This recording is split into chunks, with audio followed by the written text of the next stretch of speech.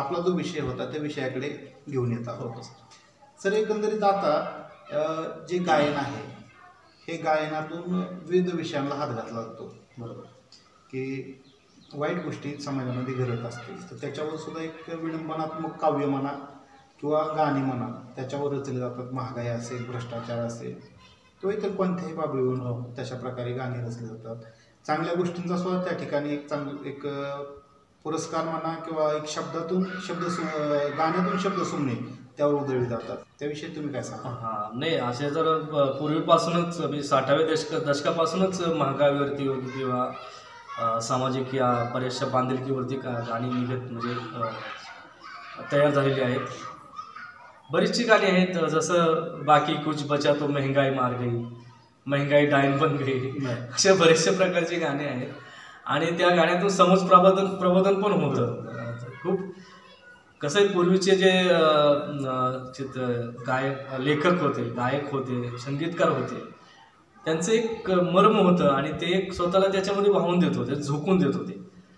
आपण मदन मोहन असतील किंवा कल्याणजी आनंदजी असतील, म्हणजे बरेचसे डायरेक्टर आहेत, ते खय्याम असतील, यांच्या आपण बघा, याच्या जे काय संगीतबद्ध केलेली गाणी असतील ते ऐकायला अशी मस्तच आहे, सर, ते वेगळं वाटतं काहीतरी. आणि त्यावेळेचे गीतकार गुलजार असतील किंवा बरेचसे जावेद अख्तर असतील, त्यानंतर पूर्वीचे खय्याम असतील, बरेचसे असे जे काय गीतकार होते त्यांचे गाण्यामध्ये असे मर्म असायचे. आणि पूर्वीची गाणी रेकॉर्ड होत असताना, म्हणजे समजा मी मोहम्मद रफी साहेबांचा एक छोटासा इंटरव्ह्यू ऐकला होता, ते एक गाणं 22 वेळा रिटेक करायचे. एक गाणं 22 वेळा रिटेक करून नंतर ते फायनल करायचे. बरं, त्यांना जेवढं समाधान वाटायचं की नाही, मी ह्या गाण्यामध्ये न्याय दिलाय, मी ह्या गाण्यामध्ये ओतलंय मला स्वतः, झोकून दिले, त्यावेळेस ते गाणं ते गाणं जोपर्यंत ते स्वतःला योग्य प्रकारे वाटत नव्हतं, हो, तेपर्यंत ते प्रेक्षकांपर्यंत चांगल्या क्वालिटीचाच गेला पाहिजे, जो संदेश द्यायचा तोच गेला पाहिजे. त्यामुळं त्यावेळेसच्या गाण्यांचं एक मर्म होतं आणि त्यावेळेसच्या गाण्याचा एक इतिहास आहे आणि तो खरंच इतिहास राहणार आहे. वर्षानुवर्षे नाही, पिढ्यानपिढ्या नाही, जग बुडेपर्यंत ते गाणे लोकांच्या मनावरची राज्य करणार आहे. आज मला सांगा, 53 ते 50 सालापासून आलेली गाणी अजूनही रेडिओ मिरचीमुळं आज घराघरात पोचलेली आहे. आज माझी छोटी मुलगी 5-6 वर्षाची, ती मुलगी आजा सनम मधुर चांदनी में गाणं म्हणते. आजा सनम मधुर चांदनी में हम तुम मिले, अशा प्रकारची गाणी अजून सुद्धा लहान मुलं, म्हणजे आत्ताची पिढी पण त्या गाण्याचा आस्वाद घ्यायला लागली. म्हणजे गाण्यामध्ये त्यांनी काय ओतलं असेल बघा, म्हणजे संगीतकारांपासून ते गायकांपासून ते तुमच्या ह्याच्यापर्यंत गीतकारांपर्यंत सर्वांनी त्याच्यात ओतलेलं आहे. त्यामुळे ते निघालेलं आहे. ते O.P. नय्यर तर असे खतरनाक होते त्या काळचे म्युझिक डायरेक्टर, की त्यांच्याकडे आरेरावीची भाषा होती. म्हणजे एखादा सिंगर समजा आता टाईम दिलेला आहे, बाबा मला 12 वाजता स्टुडिओला यायचं, मग मोहम्मद रफी साहेबांचा त्याच्यात एक इंटरव्ह्यूमध्ये किस्सा आहे की मोहम्मद रफी साहेबांचे त्यावेळेस गाणं होतं आणि रफी साहेबांचं थोडंसं ते लेट झालं होतं. मग लेट झाल्यानंतर त्यांनी ज्यावेळेस स्टुडिओला आले त्यावेळेस ते असे एक त्यांची स्टाईल होती रफी साहेबांची, असताना ते पंजाबी आणि थोडे रागीट पण तेवढे टॅलेंटेड होते. मग त्यांनी सांगितलं की नाही, आता तुम्ही लेट आल्यामुळे गाणं आता सध्या माझी मानसिकता नाही आहे तुम्हाला द्यायची. म्हणजे खरोखर होतं की तुम्ही कितीही लिजंड असाल किंवा काहीही असाल, पण त्यांनी जेव्हा तुम्हाला उतरवतील त्यांच्या ह्याच्यामध्ये तेव्हाच ते सक्सेस होण्याचा प्रकार आहे. एक वेळेला महत्त्व. पण ठीक आहे, ते गाण्यानंतर रफी साहेबांनीच गायलं, परंतु त्या वेळेला खूप महत्त्व होतं आणि वेळेप्रमाणेच ते त्यांच्याकडे जेव्हा 100 व्हायलिन्स वाजत असायच्या जेव्हा, त्यावेळेस कसं होतं की त्यावेळेस म्युझिकचा भरणा जो होता तो ओरिजिनल होता. म्हणजे ॲट ए टाईम तुमचे 100 व्हायलिन्स असतील, 100 तुमचे ॲकोस्टिक 50 गिटार असतील, 50 सितार असतील, असं सगळ्याचा तो संच असायचा आणि मग ते गाणं रेकॉर्ड व्हायचं. आता सारखं नाही. आता कसं झालेलं आहे, आता लॅपटॉपमध्ये तुमच्या कॉम्प्युटरमध्ये रेडीमेड ट्यून आणि धून येतात, जे म्युझिकचे पीसेस पण येतात. बरोबर. नंतर प्रत्येक वाद्याचे एक धून त्याच्यामध्ये हे केलेलं आहे. तर त्यावेळेस तसं नव्हतं. त्यावेळेस ते लोक सगळे धून जे आहे ते ओरिजिनल करून घ्यायचे आहे. त्यामुळे तुम्ही संगीत जरी पूर्वीचं ऐकलं तरी ते तुमच्या अंगावरती येतं, तुमच्या हृदयात भिडतं ते संगीत. म्हणून तर बघा संगीत, ताल, सूर आणि गायकी या सगळ्या गोष्टीचं मिलाप झाल्यामुळेच पूर्वीची गाणी आपल्याला कॅची वाटतात. म्हणून ते गाणी वर्षानुवर्षे आपल्याला ऐकू वाटतात. मग आत्ताची जी गाणी तयार होतात ते ऑलरेडी स्टुडिओमध्ये एक तयार सेकंड, होतात. तर तो एक किस्सा सांगायचा झाला तर ओ.पी. नय्यर साहेब ज्यावेळेस ते व्हायलिनचं प्रॅक्टिस घेत असायचे त्यावेळेस 100 व्हायलिनमधील एक व्हायलिन बेसूर वाजता येते त्यांना लगेच कळायचं. बरं. तिथे जाऊन ती त्याला शर्टला धरायची आणि तो बाहेर येवायचा. बरं. म्हणजे इतकं टॅलेंट आणि इतकं त्यावेळेस लोकांनी वाहिलं होतं स्वतःला, इतकं म्हणजे आता R.D. बर्मन साहेबांची गाणी बघा तुम्ही, ते तर म्हणजे भयानक प्रकार, म्हणजे काय केलंय त्या लोकांनी. तर अशा प्रकारे संगीत आजकालच्या यांनी पण बनवायला हवंय असं मला वाटतं. कारण शेवटी काय आहे की ज्याला आजकाल काय झालं, आजकाल गाण्याला लाईफ नाही हां, आणि गाण्याबरोबर सिंगर्स लोकांना पण लाईफ नाही. तर त्याची कारणं पण तशीच आहेत. म्हणजे तुम्ही वाहिलं नाही स्वतःला तर ते लोकांपर्यंत जास्ती दिवस पोहोचणार. आणि जे लोकांपर्यंत पोचतं त्याचे तुम्ही ज्या प्रकारे आज सांगितलं त्याचं आयुष्य कमी आहे. बरं, म्हणजे आता जे जुनी गाणी आहेत ते रिमिक्स होत आहेत, परंतु रिमिक्स झाल्यामुळे त्याचं सुद्धा आयुष्य कमी होत आलेलं आहे. नाही तसं म्हणता येत नाही. रिमिक्स झाल्यामुळे कसं होते की ते शब्द तरी लोकांना आठवत आहेत. की आता समजा पूर्वी काटा लागा हे गाणं आलं होतं. काटा लागा हे गाणं ब्लॅक अँड व्हाईटच्या जमान्यातलं, पण काटा लागा ज्यावेळेस रिमिक्स झालं त्यावेळेस ते तुमच्या युवा पिढीच्या पण तोंडावरती आलं ना गाणं. म्हणजे त्याला लाईफ नाही असं नाहीये, त्याला लाईफ आहे. परंतु जे जुनी गाणी ऐकताना एक मंत्रमुग्ध होऊन जे ऐकलं जातं ते आता ते रिमिक्स केल्यावर ते रिमिक्स मध्ये थोडंसं वाटतं माणसाला. पण रिमिक्सचा एक फायदा काय झाला इंडस्ट्रीला की ते गाणी नवीन पिढीपर्यंत पोहोचली गेली. ते आहे बरोबर. कारण समजा त्यावेळेस समजा जर आतापर्यंत गाणी जर ते असेच चालले असते, जब दिल ही टूट गया हम जी के क्या करे, अशी गाणी जर पूर्वीचीच आता जर चालू असते जर लोकांनी ऐकली नसती ती. मग ते रिमिक्स केलं, जब दिल ही टूट गया ढाकचिक ढाकचिक, म्हणजे बोलत असं जर त्याला रिदम घेऊन त्याला रिमिक्स करून ते लोक ऐकतात. म्हणजे लोकांचा ऐकण्याचा एक हा ट्रेंड चेंज झाला. मानसिकता म्हणजे पाश्चिमात्य जे काय त्यांची गाणी असतात त्याचा जास्ती प्रभाव लोकांवरती आहे. आजकालची नवीन पिढी कसं आहे, बाहेर शिकायला असताना त्यांची पोरं समजा हे सिटीमधली मुलं हे सगळे एकमेकांच्या कॉन्टॅक्टमध्ये असतात आणि इंटरनेटमुळं किंवा तुमच्या मोबाईलमुळं हे सगळं परत एकदा बाहेरचं राज्य आपल्यावरती घोंगवत आहे संगीताचं हे. त्यामुळे ते रिमेक जास्त व्हायला लागतात आजकाल.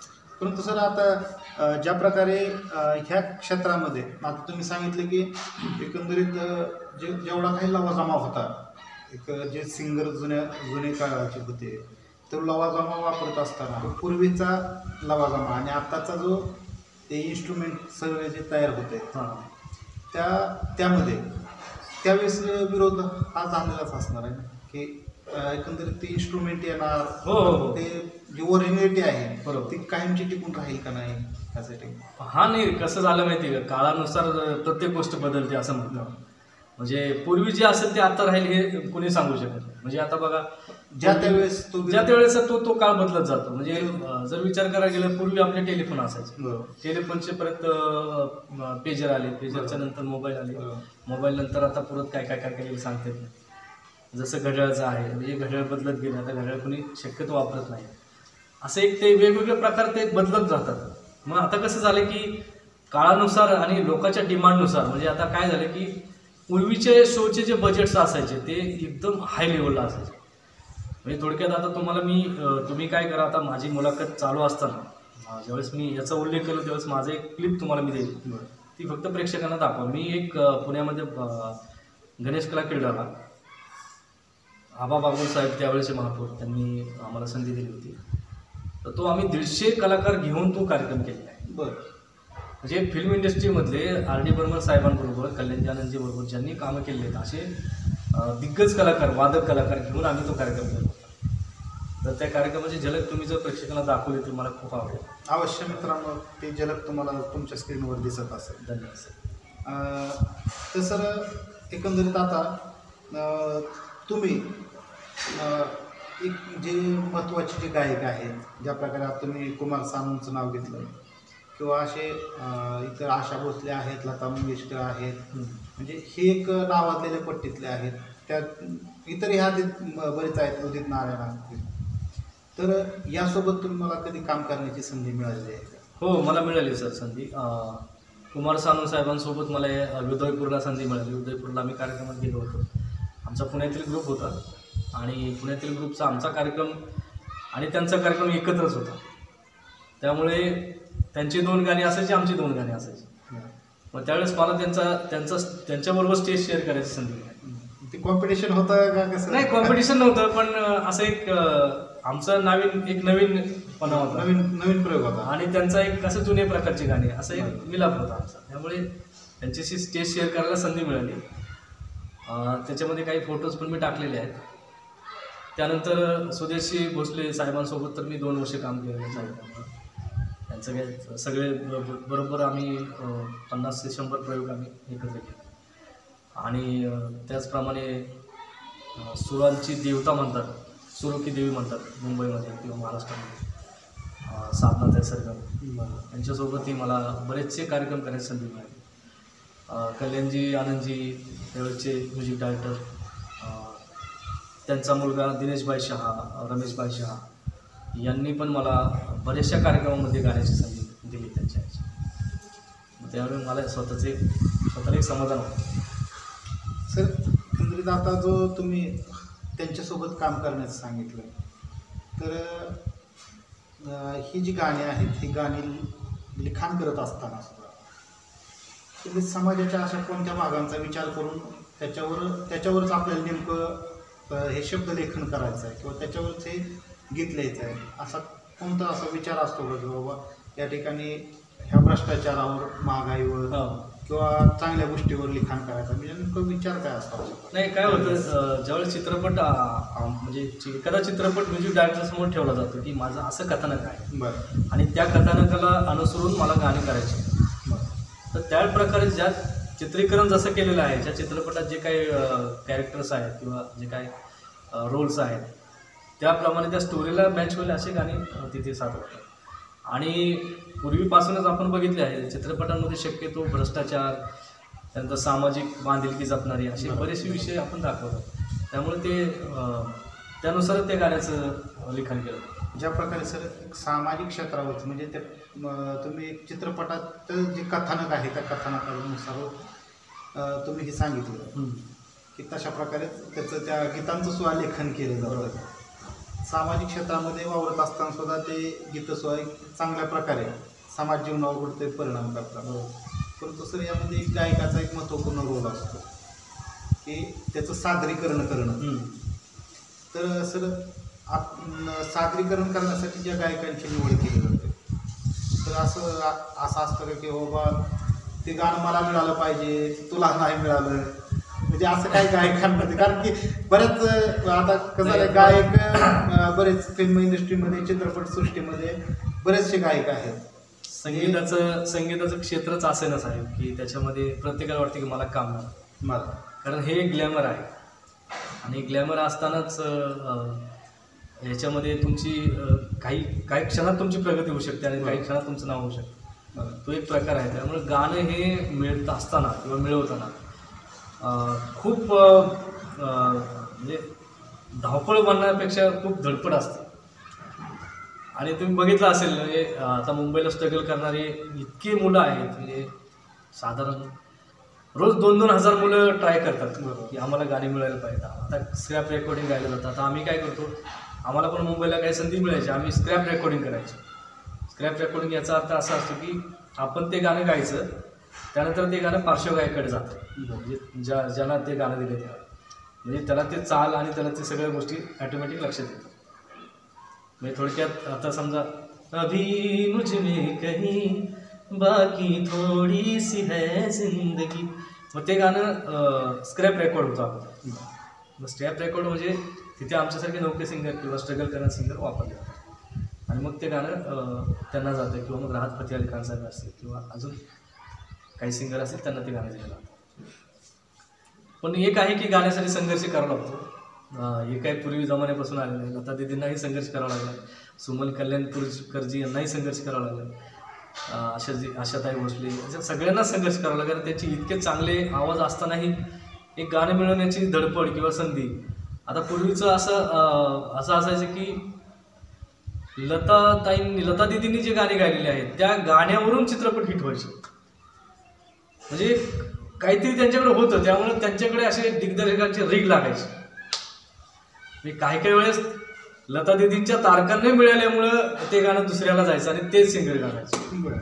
ते संधी मिळून जायची. त्यामुळे ते संधी मिळते, कायला संधी मिळायची, कायला नाही मिळेल. म्हणजे संघर्ष या सगळीकडेच आहे. आणि खरं म्हणायचं गेलं तर तुमचाही संघर्ष न्यूज चॅनलच आहे आणि तुम्हालाही माझ्याकडून खूप खूप शुभेच्छा आहेत. कारण तुम्ही खूप संघर्ष निर्माण करूनच इथपर्यंत पोहोचला आहात. मी बघतो आहे तुमचं अनेक ठिकाणी लाईव्ह कव्हरेज असतं, अनेक सामाजिक बांधिलकीच्या गोष्टी असतील किंवा काही जे काय समजा काही ठिकाणी ॲक्सिडेंटली गोष्टी घडलेल्या असतील त्या दाखवण्यात तुम्ही अगोदर तिथे हजर असतात. त्यामुळे तुमचं पण घेतल्याबद्दल धन्यवाद. तुमचं पण आम्ही कौतुक करतो साहेब. आम्ही मला दिलेल्या संधीबद्दल मी तुमचे खूप आभार मानतो. धन्यवाद सर. आता आपण आपल्या चर्चासत्राच्या ह्या संपादकीय भागाच्या एक शेवटाकडे येत आहोत. तर शेवटला जाता जाता मी तुम्हाला एखाद्या गायनाची किंवा एखाद्या गीताची तुमच्याकडनं अपेक्षा आमचा प्रेक्षक वर्ग करतोय ते तुम्ही सादरीकरण करावं अशी आम्ही तुम्हाला विनंती करतो. ओके सर, ओके, नक्कीच. मला तुम्ही आता गाणं म्हणायला लावल्याबद्दल तुमचा आभार मानतो. कारण काय होतं की आम्ही ज्यावेळेस माझ्याकडे आता मी जवळजवळ 2013 ते 14-15 पासून माझा स्वतःचा ग्रुप चालवतो आहे. म्युझिक कलर्स या नावाने माझा ग्रुप आहे. पुण्यातले महापौर आबा बागुल यांनी माझी कला बघून मला तिथे कार्यक्रमाची संधी दिली. त्यांचा दरवर्षी नवरात्री महोत्सव मोठ्या प्रमाणात असतो पुण्यामध्ये. त्यांनी मला एक मोठी संधी त्यावेळी दिली होती.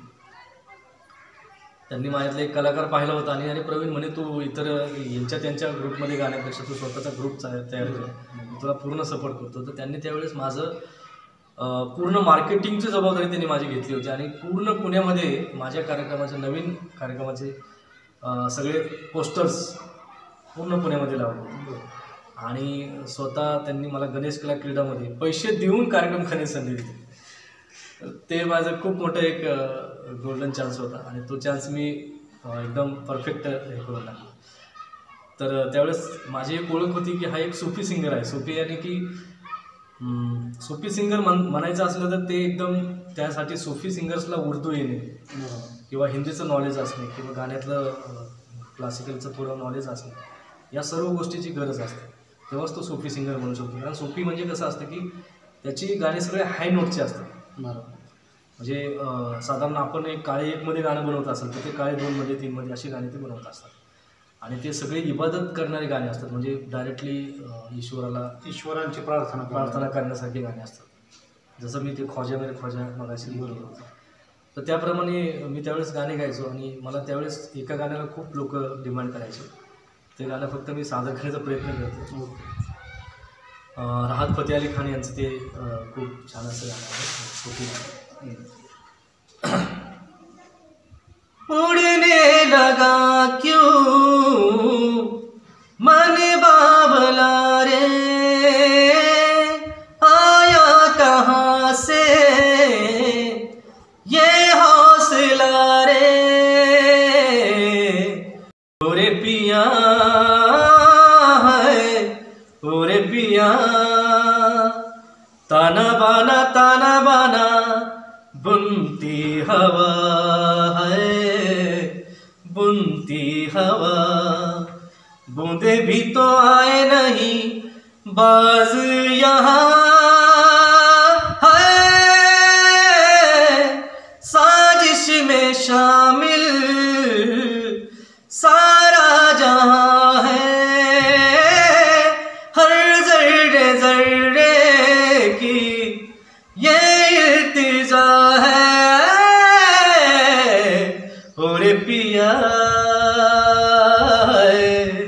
ओरे पिया ओरे पिया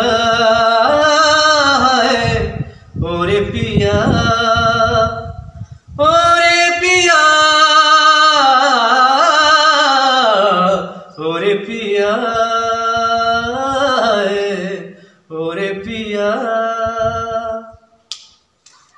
सर एकंदरीत आवाजाची क्वालिटी आणि ज्या प्रकारे आता तुम्ही सुरुवातीला सांगितले की सुफी गायक, यामध्ये सुद्धा ह्या गाण्याला सुफी गाणं म्हणायचं का? Yes yes. अशी बी काही गाणी असतात हे आत्ताशी मला तरी पर्सनली आता हे मला माहिती पडली की अशा प्रकारचे काही गाणे असतात. नाही, सुफी आणि की कसं आहे, इन केस आपण काय म्हणतो की सुफी गाण्याचे जे काही सूर असतात ते सूर थोडेसे वेगळे असतात. म्हणजे मराठी सुफी पण पंडित भीमसेन जोशी साहेबांचे पण मराठी जे काही भजन किंवा थोडक्यात आपण अभंग म्हणतो, तो एक मराठी अभंग म्हणजे मराठी सुफी म्हणायचा आपण. कारण त्याचे सूर पण बघा तुम्ही, त्यांचे माझे माहेर पंढरी आहे भीवरेच्या तीरी, डायरेक्टली ईश्वराला कनेक्ट सूर आहेत ते. त्याच प्रकारे हिंदीमध्ये ते सुफी असतात. म्हणजे सुफी एक भजनाची स्टाईल आहे, परंतु ती नंतर पिक्चरमध्ये फिल्ममध्ये ती वापरली गेली आणि त्यानुसार गाणी बनवली गेली. त्यामुळे सुफी गाणी फिल्मी गाणे पण प्रसिद्ध झाले अशा प्रकारचे. कारण सुफियाना जे काही गायन आहे ते आपल्या देशातून नाही तर ते थोडंसं बाहेरून आलेलं आहे.